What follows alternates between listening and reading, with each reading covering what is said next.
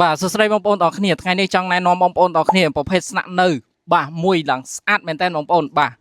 តើឥឡូវបងប្អូនយើងចូលមកមើលខាងក្នុងទាំងអស់គ្នាបងប្អូននេះបាទប្រភេទស្នាក់នៅមួយនេះមានវេរ៉ង់ដាខាងមុខមកឆ្ងាញ់តែម្ដងយើងមានប្រកាន់ដៃសងខាងហើយប្អួយរបស់យើងគឺយើងប្រើប្អួយមូលខាងមុខតោះឥឡូវយើងចូលមើលផ្ទៃខាងក្នុងទាំងអស់គ្នាបងប្អូនបាទបងប្អូនទាំងអស់គ្នាខាងក្នុងយើងស្អាតទលាយបាទ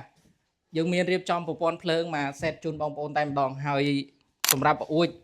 បន្ទប់នេះគឺយើងប្រើចម្រឹងដែកបាទចម្រឹងដែកនៅខាងក្រៅអញ្ចឹងប្អួយហ្នឹងមាំមែនតើ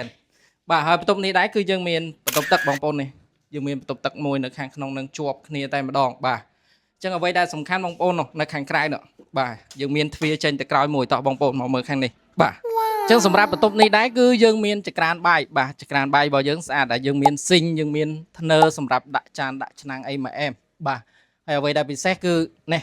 ចក្រានបាយរបស់យើងហ្នឹងមានប្អួយស្លាយទៀតបងប្អូនបាទចឹងបងប្អូនស្រឡាញ់ម៉ូតស្នាក់នៅប្រភេទនេះគឺបងប្អូនអាចតំណមកក្រុមការងាររបស់យើងបានតាមរយៈលេខ Telegram ឬក៏ឆាតចូល page អរគុណ